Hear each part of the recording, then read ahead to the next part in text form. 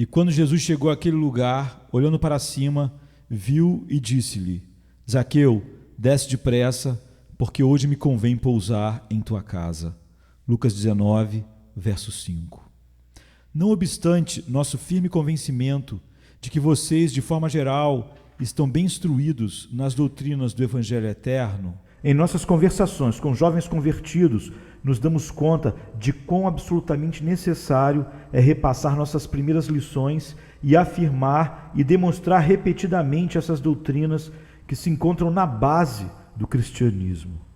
Portanto, amigos, a quem a grandiosa doutrina do chamado eficaz foi ensinada há muito tempo atrás, compreenderão que, visto que eu prego de maneira muito simples nesta manhã, o sermão está dirigido àqueles que são jovens no temor do Senhor, para que entendam melhor este grandioso ponto de partida de Deus no coração, o chamado eficaz dos homens, por meio do Espírito Santo.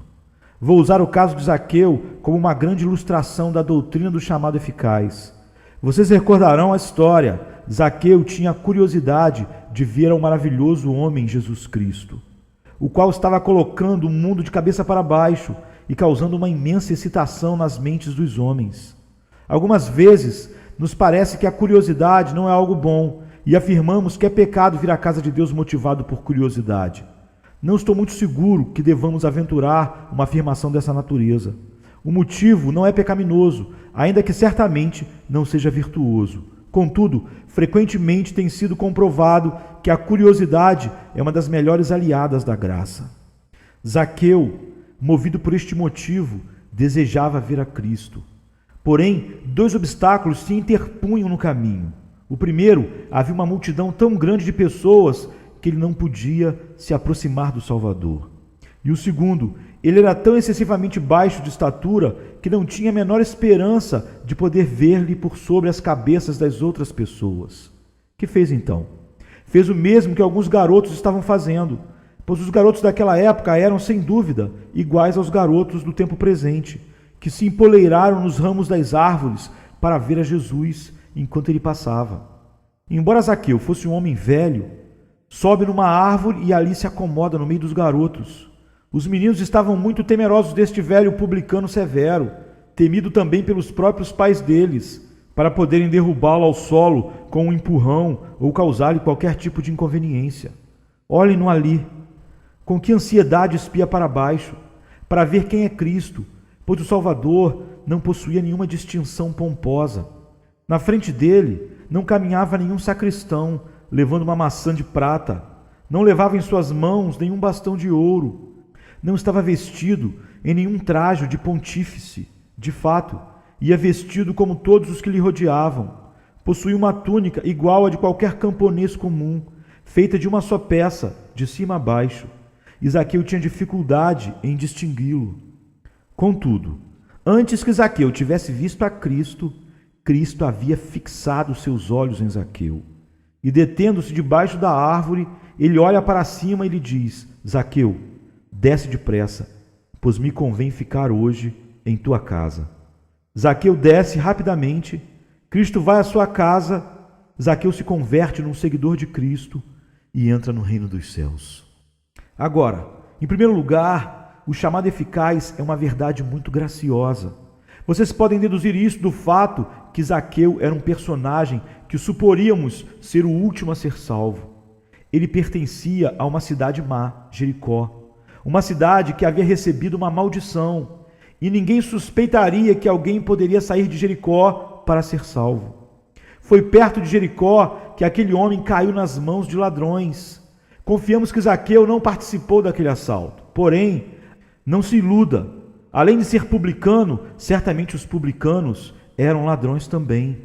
Nós também podemos esperar convertidos de St. Giles ou dos bairros mais baixos de Londres, dos piores e mais vis esconderijos da infâmia, assim como de Jericó naqueles dias. Ah, meus irmãos, não importa de onde vocês tenham saído, podem vir de uma das ruas mais sujas, um dos piores bairros marginalizados de Londres.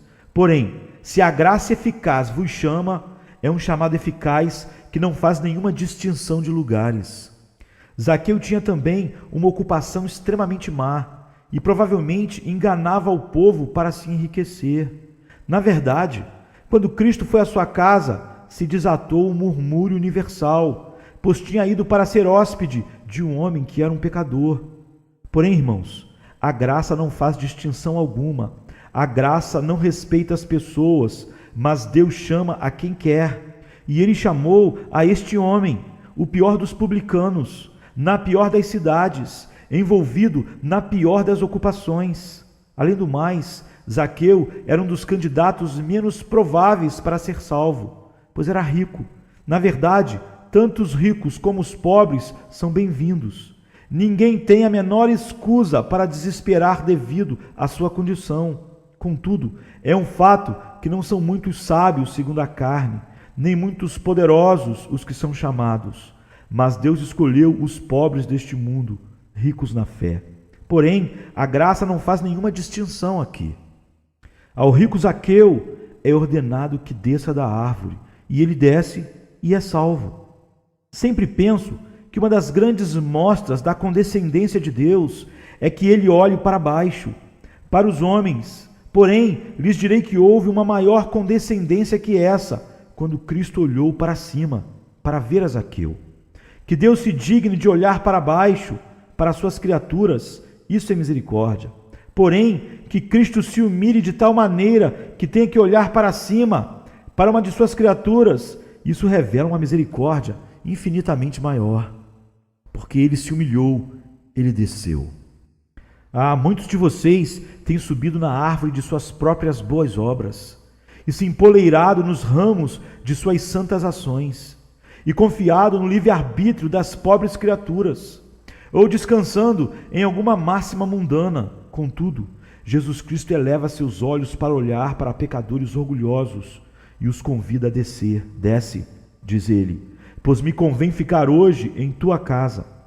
Se Zaqueu tivesse sido um homem de mente humilde, sentado junto ao caminho ou aos pés de Cristo, então, ainda assim, deveríamos admirar a misericórdia de Cristo. Porém, vemos-lo num lugar elevado, e Cristo olha para cima, para ele, e lhe ordena que desça. Continuando, dizemos que foi um chamado pessoal. Na árvore também estavam os garotos, juntamente com Zaqueu, porém, não havia a menor dúvida acerca da pessoa que foi chamada. Foi: Zaqueu, desce depressa. A Escritura menciona outros chamados. É dito especialmente porque muitos são chamados e poucos escolhidos. Observem que esse não é o chamado eficaz ao que se referiu o apóstolo quando disse: e aos que chamou, a esses também justificou. Esse é um chamado geral que muitos homens, ou melhor, todos os homens recusam, a menos que venha acompanhado do chamado pessoal, particular, que nos faz cristãos. Vocês mesmos podem dar testemunho que foi o chamado pessoal que lhes trouxe ao Salvador. Talvez foi algum sermão que lhes conduziu a sentir que vocês eram, sem dúvida, uma das pessoas a quem era dirigido. O texto talvez foi: tu és Deus que me vê. E o ministro pôs uma ênfase especial na palavra me, de tal forma que pensaste que os olhos de Deus estavam postos sobre ti. E antes que terminasse o sermão, pensaste que viste a Deus abrindo os livros para te condenar, e teu coração sussurrou: ocultar-se-ia alguém em esconderijos, de modo que não o veja, diz o Senhor. Talvez estavas empoleirado numa janela, ou de pé junto à multidão no corredor. Porém, tiveste a sólida convicção de que o sermão foi pregado para ti e para ninguém mais. Deus não chama o seu povo em multidões, mas um a um. Disse-lhe Jesus: Maria. Ela, voltando-se, lhe disse, em hebraico, Rabone, que quer dizer mestre. Jesus viu a Pedro e a João pescando no lago e lhes disse: segue-me. Ele viu a Mateus sentado na coleteria e lhe disse: levanta-te e segue-me. E Mateus assim o fez. Quando o Espírito Santo vem a algum homem, a flecha de Deus penetra em seu coração. Ela não arranha somente seu capacete, ou deixa um pequeno sinal em sua armadura, mas penetra por entre as juntas dos arreios e chega ao mais profundo da alma. Vocês têm sentido, queridos amigos, esse chamado pessoal? Recordam quando uma voz lhes disse: levanta-te, ele te chama. Podem recordar quando algum tempo atrás disseram: Senhor meu, Deus meu.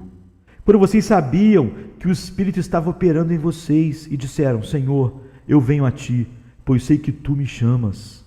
Eu poderia chamar vocês por toda uma eternidade sem nenhum resultado. Mas se Deus chama alguém, haverá mais eficácia por meio do seu chamado pessoal a uma pessoa do que o meu chamado geral a uma multidão incontável. Em terceiro lugar, é um chamado apressador. Zaqueu, desce depressa. O pecador, quando é chamado mediante um ministério ordinário, replica: amanhã.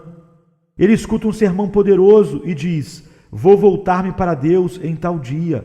As lágrimas rolam em sua face, porém são logo limpas. Alguma bondade aparece, porém, como a nuvem matutina, é dissipada pelo sol da tentação.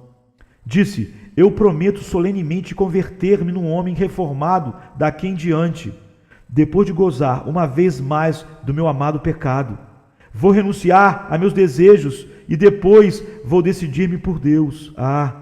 Esse é somente o chamado de um ministro e não serve para absolutamente nada. Dizem que o caminho para o inferno está pavimentado com boas intenções. Estas boas intenções são geradas por chamados gerais. O caminho para a perdição está cheio de ramos de árvores sobre as quais os homens estavam sentados, pois frequentemente eles arrancam os ramos das árvores, mas eles mesmos nunca descem. A palha colocada diante da porta de um enfermo amortiza o ruído das rodas das carruagens. Assim também há alguns que enchem seu caminho de promessas de arrependimento e assim avançam mais facilmente e sem ruído no caminho da destruição eterna. Porém, o chamado de Deus não é um chamado para amanhã. Hoje, se ouvirdes a sua voz, não endureçais o vosso coração, como foi na provocação. A graça de Deus sempre chega com prontidão. E se vocês são atraídos por Deus, então vão correr após Ele, e não estarão falando de esperar. O amanhã não está escrito no almanaque do tempo. Amanhã está escrito no calendário de Satanás, e em nenhuma outra parte. O amanhã é uma rocha esbranquiçada pelos ossos dos marinheiros que naufragaram nela. É o farol dos destruidores que brilha na costa, atraindo os pobres barcos à sua destruição. O amanhã é a taça na qual o nécio finge encontrar o pé do arco-íris, porém que ninguém nunca encontrou e nunca encontrará. O amanhã é a ilha flutuante de Loch Lomond, que ninguém jamais viu. O amanhã é um sonho. O amanhã é um engano. Amanhã pode ser que abras teus olhos no inferno, no meio dos tormentos. Aquele relógio diz hoje. Todas as coisas clamam hoje. E o Espírito Santo se une a estas coisas e diz: hoje, se ouvirdes a sua voz, não endureçais o vosso coração, como foi na provocação. Pecadores, sentem agora a necessidade de buscar ao Salvador? Estão aspirando uma oração a Ele? Estão dizendo agora ou nunca? Devo ser salvo agora? Se estão assim, então espero que seja um chamado eficaz, pois Cristo, quando faz um chamado eficaz, diz: Zaqueu, desce depressa. Em quarto lugar, trata-se de um chamado que humilha. Zaqueu desceu depressa. Muitas vezes, os ministros têm chamado os homens ao arrependimento como um chamado que os deixa orgulhosos, que os exalta em sua própria estima e que os leva a dizer: posso voltar-me para Deus quando quiser e posso fazê-lo sem a influência do Espírito Santo. Eles têm sido chamados a subir e não a descer. Deus sempre humilha a um pecador. Acaso não posso recordar quando Deus me disse para descer? Um dos primeiros passos que tive que dar foi descer imediatamente das minhas próprias obras. E que tremenda queda foi essa! Logo descansei sobre minha própria suficiência. E Cristo disse: desce, derrubei-te de tuas boas obras, e agora te derrubo da tua própria suficiência. Tive outra queda, e estava seguro de ter tocado fundo. Porém Cristo disse: desce, e me fez descer mais ainda. Todavia, há um ponto onde eu ainda sentia que era salvável. Desce, Senhor, desce ainda mais. E desci, até que tive que soltar todos os ramos das árvores das minhas esperanças, cheio de desespero. E então disse: eu não posso fazer nada, eu estou perdido. As águas envolveram minha cabeça, e fui privado da luz do dia, e pensei que era um estranho no meio da nação de Israel. Desce ainda mais, Senhor. Tu és demasiadamente orgulhoso para ser salvo. Então fui abatido ainda mais, até ver minha corrupção, minha maldade e minha podridão. Desce, diz Deus, quando Ele quer salvar um homem, quando Ele vai salvar um homem. Desce, desce da sua suposta liberdade. Desce, desce. Agora, pecadores orgulhosos, ser orgulhoso não lhes serve de nada, nem tampouco o se agarrar a árvores. Cristo lhes ordena que desçam. Ó, tu que moras com a águia na rocha escarpada, tens que descer da tua elevação. Tu, por meio da graça, cairás, ou de outra maneira, cairás um dia sobre a vingança e a ira de Deus. Ele derribou do seu trono os poderosos e exaltou os humildes. Em quinto lugar, é um chamado afetuoso, pois me convém ficar hoje em tua casa. Vocês podem imaginar quão facilmente o rosto da multidão mudou. Eles consideravam a Cristo o mais santo e o melhor dos homens, e estavam prontos para fazê-lo rei. Porém, ele disse: me convém ficar hoje em tua casa. Havia um pobre judeu que tinha estado dentro da casa de Zaqueu. Ele tinha sido repreendido, como se diz na linguagem popular, quando as pessoas são levadas ante a justiça. E este homem recordava que tipo de casa era essa de Zaqueu. Ele recordava como foi levado ali, e seus conceitos dessa casa eram parecidos aos que uma mosca teria acerca de um ninho de aranhas após ter escapado. Havia outro homem que tinha sido destituído de quase todas as suas propriedades, e a ideia que ele tinha acerca de ir à casa de Zaqueu era como entrar na cova de leões. Como, diziam eles, este santo varão entrará nesta cova, onde nós, pobres e infelizes, fomos roubados e maltratados? Já era suficientemente mal que Cristo se dirigisse a Zaqueu na árvore. Porém, quão tremenda era a ideia de ir à sua casa. Todos eles murmuravam, dizendo que ele se hospedara com um homem pecador. Bom, eu sei que alguns dos seus discípulos pensaram. Eles pensaram que era algo muito imprudente. Poderia prejudicar sua reputação e ofender ao povo e atrapalhar a conversão daquelas pessoas. Pensaram que teria podido ir à noite para ver este homem, como Nicodemos fez, e dar-lhe uma audiência quando ninguém o veria. Porém, reconhecer publicamente a um homem assim era o ato mais imprudente que ele poderia fazer. Porém, por que Cristo fez o que fez? Porque queria fazer a Zaqueu um chamado afetuoso. Não irei e permanecerei na entrada da sua casa, nem olharei o interior através da tua janela, mas entrarei em tua casa, essa mesma casa onde o pranto das viúvas tem chegado a teus ouvidos, sem que tu o ouvisse. Vou até a tua sala, onde o lamento do órfão nunca comoveu e moveu tua compaixão. Vou ali, onde tu, como um leão faminto, tens devorado a tua presa. Vou ali, onde tu tens manchado a tua casa e a feito infame. Vou ao lugar onde os gritos têm se levantado e elevado até os céus, arrancados das bocas de todos aqueles a quem tens oprimido. Vou entrar em tua casa para te abençoar. Oh, quanto afeto havia nisso! Pecador, meu Senhor é um Senhor muito afetuoso. Ele pode ir à tua casa. Que tipo de casa tens? Uma casa que tens feito miserável com tuas bebedeiras?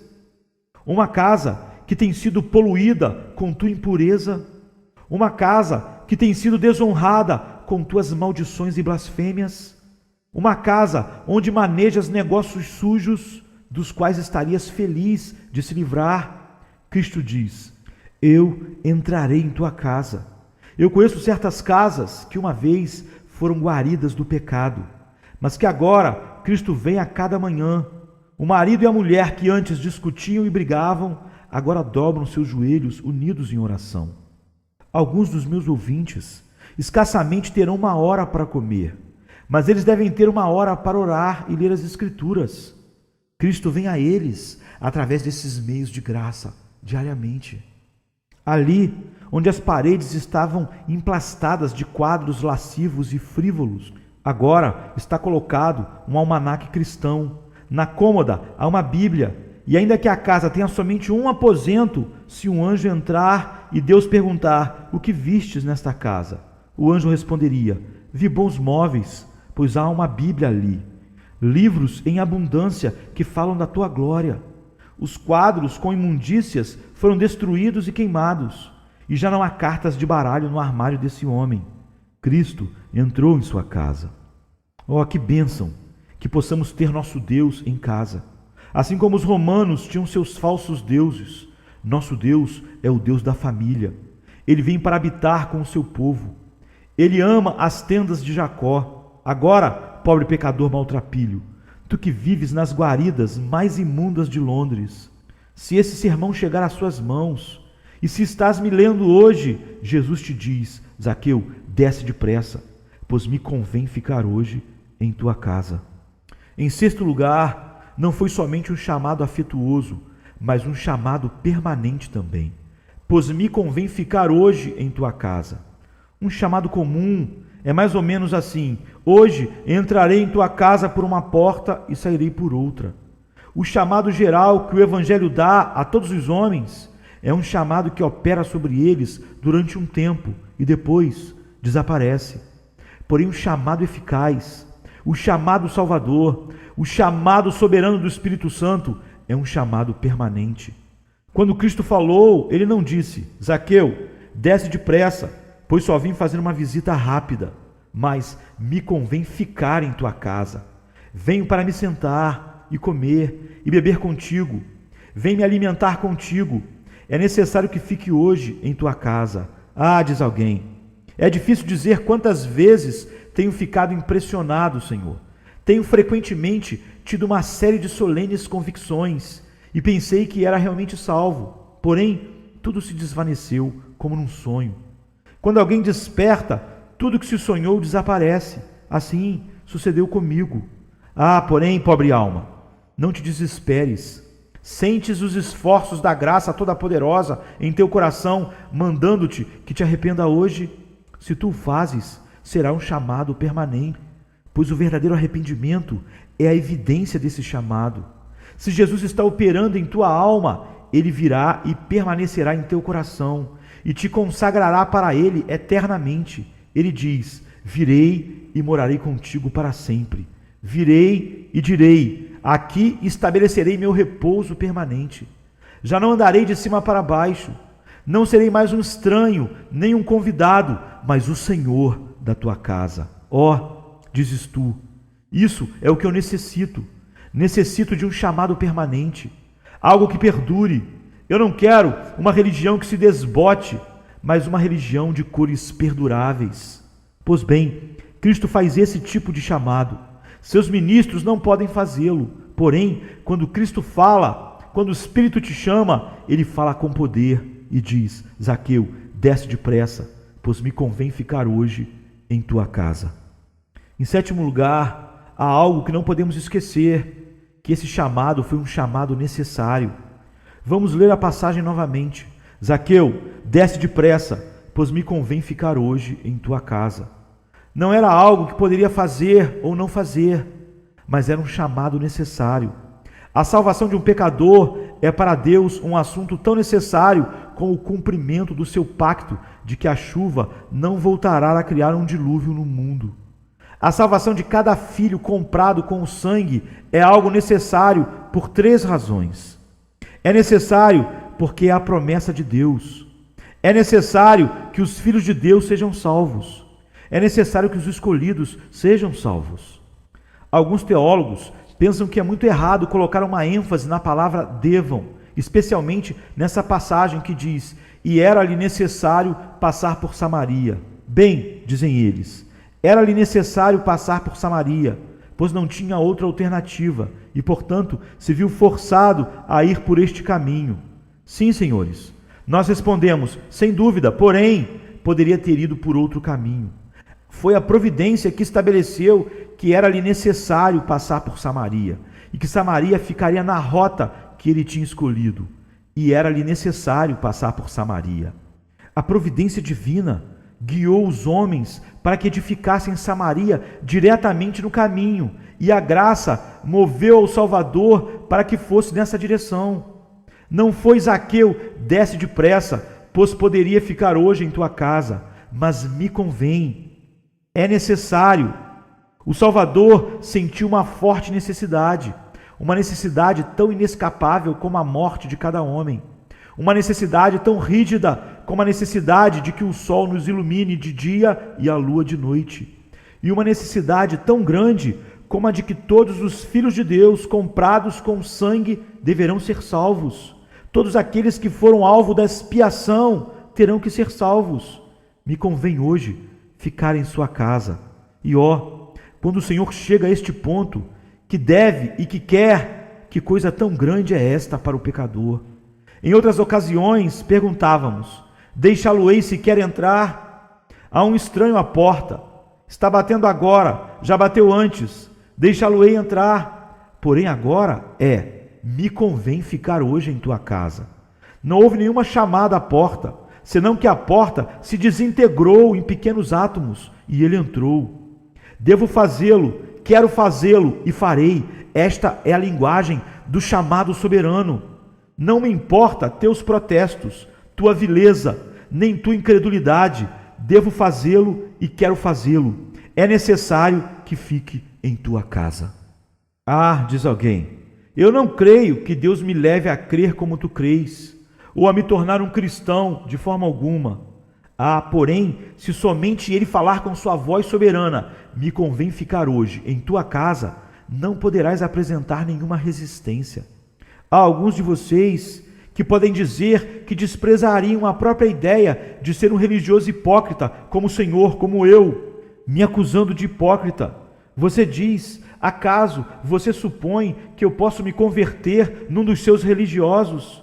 Não, meu amigo, eu não suponho. Eu o sei com toda certeza. Se Deus diz, devo fazê-lo, não poderá haver nenhuma oposição.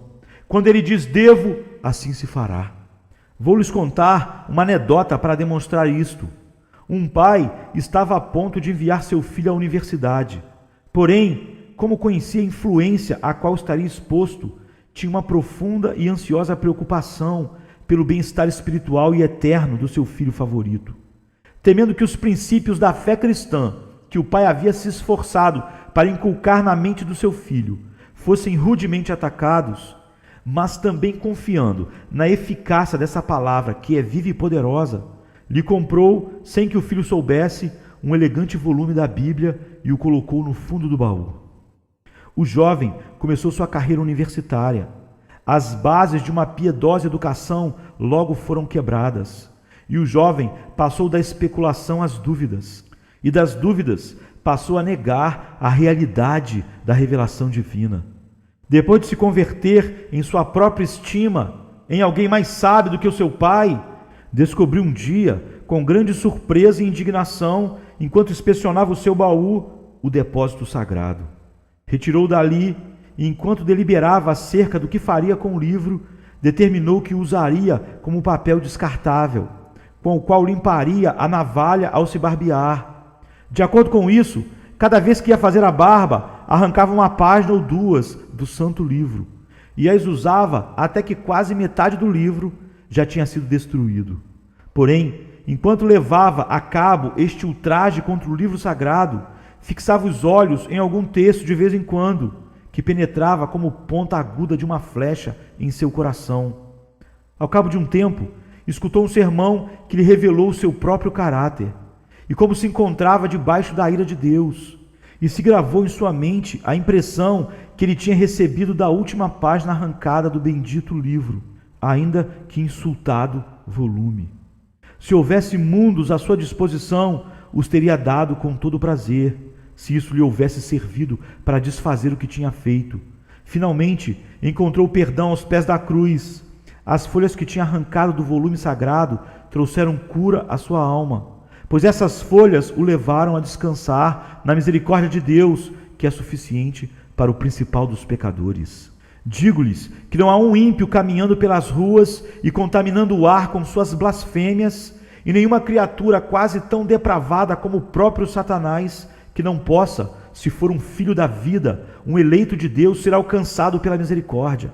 E se Deus diz, me convém ficar hoje em tua casa, então certamente o fará. Tu, meu querido ouvinte, sentes neste exato momento algo em tua mente que parece te dizer que resististes ao Evangelho durante muito tempo, porém que hoje já não podes resistir mais? Sei que sentes que uma mão muito forte te agarrou e ouves uma voz que te diz, pecador, é necessário que fique em tua casa. Frequentemente tens me desprezado, frequentemente tens rido de mim, frequentemente tens cuspido ao rosto da misericórdia, frequentemente tens blasfemado do meu nome. Porém, pecador, devo agora ficar em tua casa. Ontem fechaste a porta na cara do missionário, queimaste o livro que te deu, ristes do ministro, amaldiçoastes a casa de Deus, profanastes o dia do Senhor. Mas, pecador, hoje eu devo ficar em tua casa, e ficarei. Como, Senhor? Respondes, ficar em minha casa, ela está coberta de iniquidade. Ficar em minha casa, não há nenhuma sala, nenhuma mesa que não gritem contra mim. Ficar em minha casa, as vigas, as colunas e o piso levantariam e te diriam que não sou digno de beijar a orla do teu vestido. Como, Senhor? Ficar em minha casa? Sim, ele diz, devo fazê-lo. Há uma necessidade muito poderosa. Meu poderoso amor me constrange e quer me deixes entrar ou não, estou decidido a fazer o que quero, e tu me deixarás entrar. Não te surpreende isto, pobre pecador temeroso?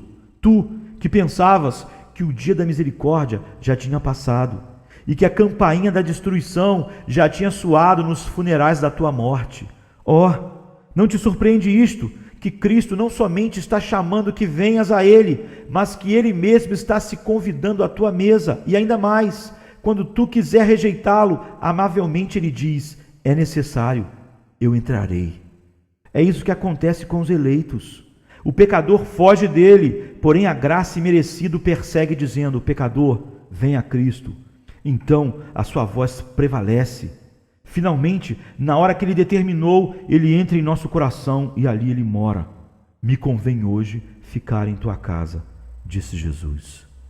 Em oitavo e último lugar, esse chamado foi um chamado eficaz, pois vemos os frutos que produziu.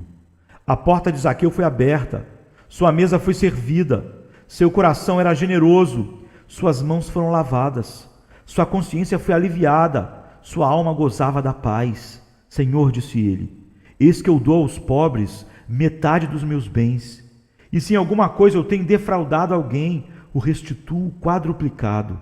E Zaqueu despoja de outra parte dos seus bens. Ah, Zaqueu, tu irás hoje para a cama, tu irás hoje, nesta noite, para a cama, sendo muitíssimo mais pobre do que tu eras esta manhã, porém, infinitamente mais rico também. Pobre, muito pobre em bens deste mundo, comparado ao que tinhas quando subiste a esse sicômoro, porém mais rico, infinitamente mais rico em tesouros celestiais.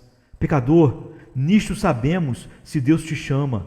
Se Ele chama, será um chamado eficaz, não um chamado que tu escutas e logo esqueces, mas um chamado que produz boas obras, um chamado que transforma a sua vida. Se Deus te chamou esta manhã, cairá ao chão teu cálice de bêbado, e se elevarão tuas orações. Se Deus te chamou esta manhã, todas as persianas da tua loja estarão fechadas, e porás um letreiro que diz, esta casa está fechada no dia do Senhor, e nunca voltará a estar aberta neste dia. Amanhã haverá esses e aqueles divertimentos mundanos, porém, se Deus te chamou, não irás. E se roubaste alguém, e quem sabe, se não há um ladrão entre os meus ouvintes, se Deus te chama, restituirás ao roubado, abandonarás tudo para poder seguir a Deus de todo o seu coração. porque é isso que o chamado eficaz produz. Não cremos que um homem tenha se convertido a menos que renuncie aos erros dos seus caminhos, a menos que, de maneira prática, chegue ao conhecimento que o próprio Cristo é Senhor da sua consciência e que sua lei é a sua delícia. Zaqueu, desce depressa, pois me convém ficar hoje em tua casa. E Zaqueu desceu depressa e o recebeu cheio de gozo. E levantando-se Zaqueu disse ao Senhor: Senhor, eis que eu dou aos pobres metade dos meus bens. E se em alguma coisa tem defraudado alguém, o restituo quadruplicado. E disse-lhe Jesus: hoje veio salvação a esta casa, pois também este é filho de Abraão, porque o Filho do Homem veio buscar e salvar o que se havia perdido. Agora, uma ou duas lições. Uma lição para o orgulho. Desçam, corações orgulhosos, desçam. A misericórdia corre nos vales, porém não sobe aos picos das montanhas. Desçam espíritos altivos, porque ele abate os que habitam em lugares sublimes. E a cidade exaltada humilhará até o chão, e a derribará até o pó, diz as Escrituras. E logo a constrói outra vez.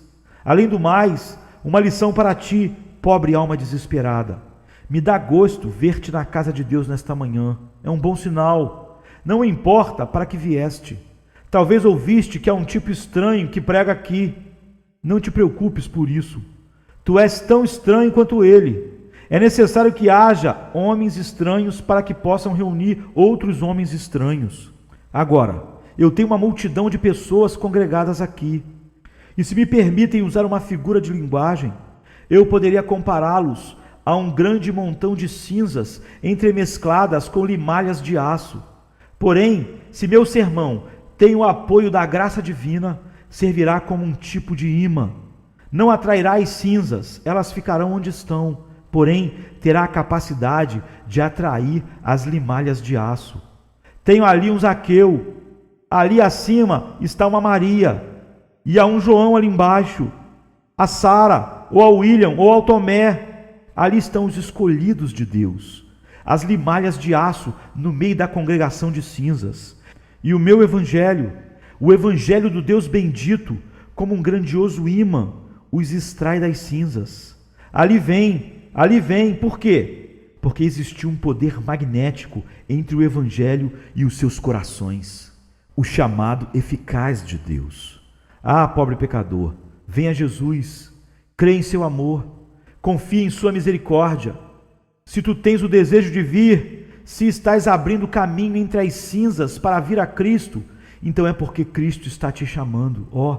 Todos vocês que se reconhecem como pecadores, seja homem, mulher ou criança, sim, vocês pequeninos, porque Deus tem me dado muitos de vocês para que sejam minha recompensa.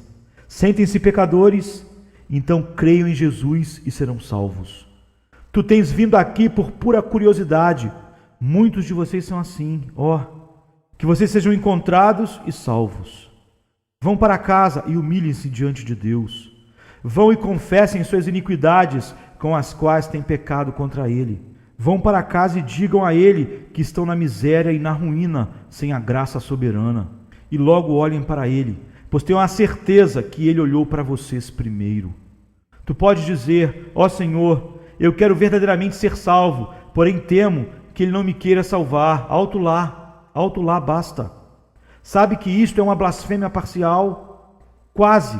Se não fosses um ignorante, eu te diria que é uma blasfêmia parcial. Não podes olhar para Cristo antes que Ele tenha olhado para ti. Se queres ser salvo, é porque Ele pôs em ti esse desejo. Crê no Senhor Jesus Cristo e serás salvo. Confia que o Espírito Santo está te chamando. Jovem que estás aí em cima, tu também que estás na janela, desça depressa, desce. Ancião que está sentado neste banco, desce.